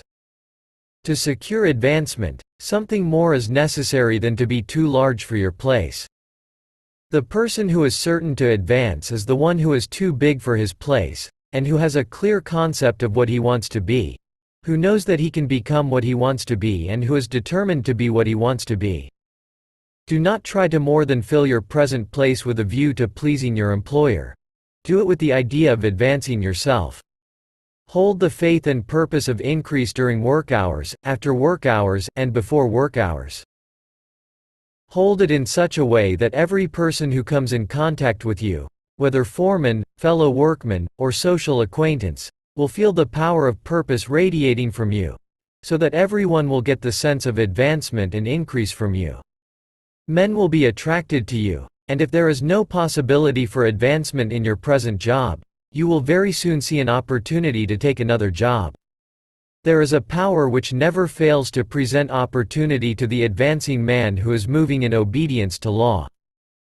God cannot help helping you. If you act in a certain way, he must do so in order to help himself. There is nothing in your circumstances or in the industrial situation that can keep you down.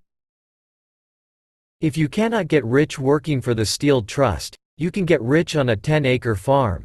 And if you begin to move in the certain way, you will certainly escape from the clutches of the Steel Trust and get onto the farm or wherever else you wish to be. If a few thousands of its employees would enter upon the certain way, the Steel Trust would soon be in a bad plight. It would have to give its workingmen more opportunity, or go out of business. Nobody has to work for a trust. The trusts can keep men in so-called hopeless conditions only so long as there are men who are too ignorant to know of the science of getting rich, or too intellectually slothful to practice it. Begin this way of thinking and acting, and your faith and purpose will make you quick to see any opportunity to better your condition. Such opportunities will speedily come, for the Supreme, working in all, and working for you, will bring them before you. Do not wait for an opportunity to be all that you want to be. When an opportunity to be more than you are now is presented and you feel impelled toward it, take it. It will be the first step toward a greater opportunity. There is no such thing possible in this universe as a lack of opportunities for the man who is living the advancing life. It is inherent in the constitution of the cosmos that all things shall be for him and work together for his good, and he must certainly get rich if he acts and thinks in the certain way. So let wage-earning men and women study this book with great care, and enter with confidence upon the course of action it prescribes. It will not fail. Some cautions, and concluding observations. Many people will scoff at the idea that there is an exact science of getting rich. Holding the impression that the supply of wealth is limited, they will insist that social and governmental institutions must be changed before even any considerable number of people can acquire a competence. But this is not true. It is true that existing governments keep the masses in poverty, but this is because the masses do not think and act in the certain way. If the masses begin to move forward as suggested in this book, neither governments nor industrial systems can check them. All systems must be modified to accommodate the forward movement.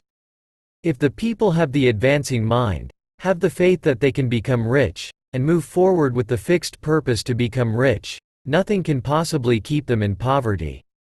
Individuals may enter upon the certain way at any time, and under any government, and make themselves rich, and when any considerable number of individuals do so under any government, they will cause the system to be so modified as to open the way for others. The more people who get rich on the competitive plane, the worse for others. The more who get rich on the creative plane, the better for others. The economic salvation of the masses can only be accomplished by getting a large number of people to practice the scientific method set down in this book, and become rich. These will show others the way, and inspire them with a desire for real life, with the faith that it can be attained, and with the purpose to attain it. For the present, however, it is enough to know that neither the government under which you live nor the capitalistic or competitive system of industry can keep you from getting rich. When you enter upon the creative plane of thought, you will rise above all these things and become a citizen of another kingdom. But remember that your thought must be held upon the creative plane. You are never for an instant to be betrayed into regarding the supply as limited, or into acting on the moral level of competition. Whenever you do fall into old ways of thought, correct yourself instantly. For when you are in the competitive mind, you have lost the cooperation of the mind of the whole. Do not spend any time in planning as to how you will meet possible emergencies in the future, except as the necessary policies may affect your actions today. You are concerned with doing today's work in a perfectly successful manner, and not with emergencies which may arise tomorrow. You can attend to them as they come.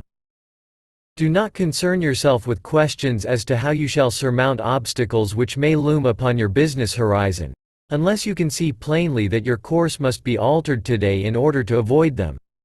No matter how tremendous an obstruction may appear at a distance, you will find that if you go on in the certain way it will disappear as you approach it, or that a way over, though, or around it will appear. No possible combination of circumstances can defeat a man or woman who is proceeding to get rich along strictly scientific lines. No man or woman who obeys the law can fail to get rich, any more than one can multiply 2 by 2 and fail to get 4. Give no anxious thought to possible disasters, obstacles, panics, or unfavorable combinations of circumstances. It is time enough to meet such things when they present themselves before you in the immediate present, and you will find that every difficulty carries with it the wherewithal for its overcoming. Guard your speech. Never speak of yourself, your affairs, or of anything else in a discouraged or discouraging way. Never admit the possibility of failure, or speak in a way that infers failure as a possibility.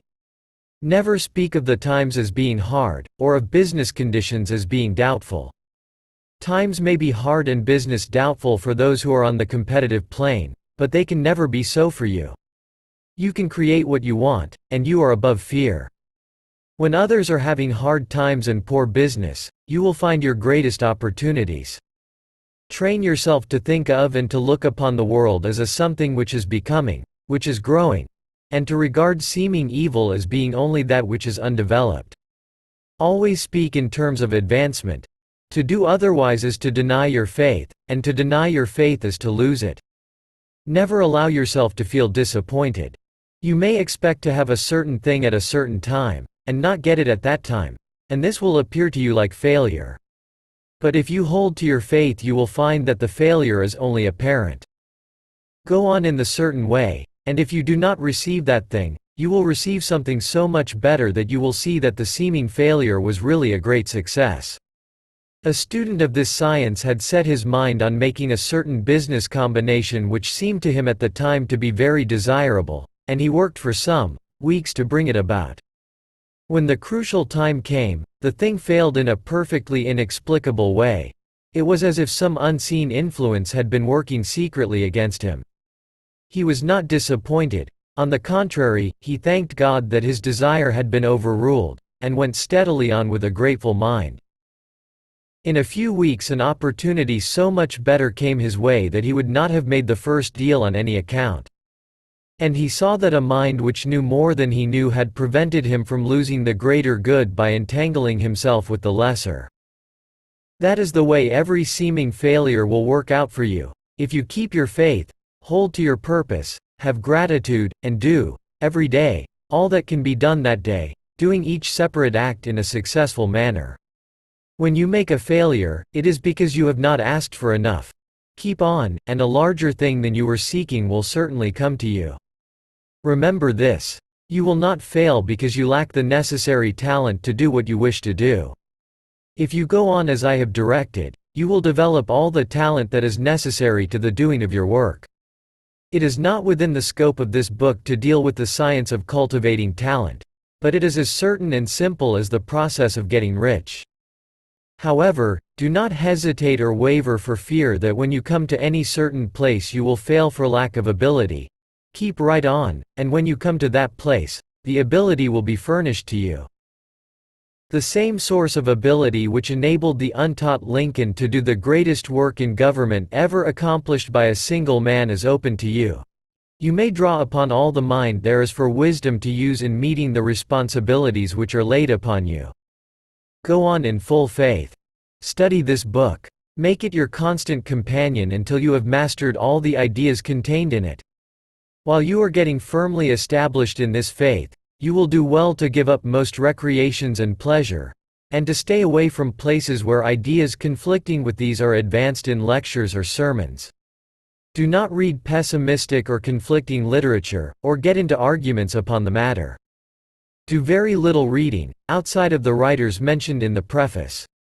Spend most of your leisure time in contemplating your vision, and in cultivating gratitude, and in reading this book. It contains all you need to know of the science of getting rich, and you will find all the essentials summed up in the following chapter.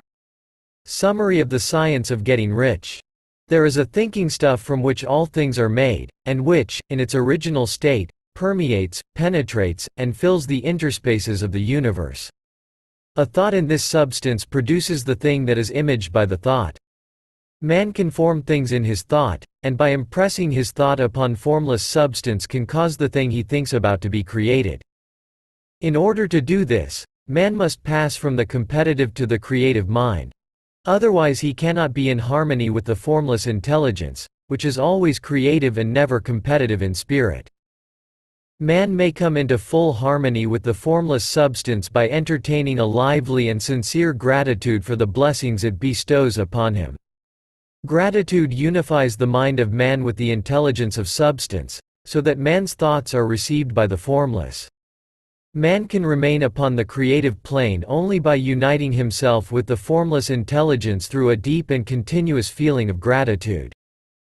Man must form a clear and definite mental image of the things he wishes to have, to do, or to become, and he must hold this mental image in his thoughts, while being deeply grateful to the Supreme that all his desires are granted to him. The man who wishes to get rich must spend his leisure hours in contemplating his vision, and in earnest thanksgiving that the reality is being given to him. Too much stress cannot be laid on the importance of frequent contemplation of the mental image, coupled with unwavering faith and devout gratitude. This is the process by which the impression is given to the formless, and the creative forces set in motion. The creative energy works through the established channels of natural growth, and of the industrial and social order. All that is included in his mental image will surely be brought to the man who follows the instructions given above, and whose faith does not waver. What he wants will come to him through the ways of established trade and commerce. In order to receive his own when it shall come to him, man must be active, and this activity can only consist in more than filling his present place. He must keep in mind the purpose to get rich through the realization of his mental image. And he must do, every day, all that can be done that day, taking care to do each act in a successful manner. He must give to every man a use value in excess of the cash value he receives, so that each transaction makes for more life, and he must so hold the advancing thought that the impression of increase will be communicated to all with whom he comes in contact. The men and women who practice the foregoing instructions will certainly get rich, and the riches they receive will be in exact proportion to the definiteness of their vision, the fixity of their purpose, the steadiness of their faith, and the depth of their gratitude. The end. Thank you for watching.